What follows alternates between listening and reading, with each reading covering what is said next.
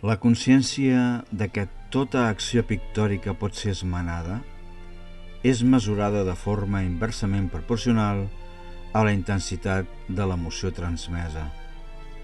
El valor més intens d'una acció pictòrica es basa en la consciència de l'acte incorregible. Certes propostes pictòriques on el procés creatiu, penso en Frank Auerbach, es basa en l'addició d'accions com a resultats d'una determinada dialèctica amb la circumstància plàstica, estimula la recerca d'un moment d'equilibri sobre l'aresta d'un instant emocionalment complet, perfecte o veritable. L'obra es percep sota una sensació de risc permanent on el conjunt queda pres en un estat d'estabilitat provisional. L'abans i el després s'estructuren com a puntals necessaris en una última acció per tal de mantenir-la en perpètua quietud i oberta a una quasi inapreciable llum de veritat.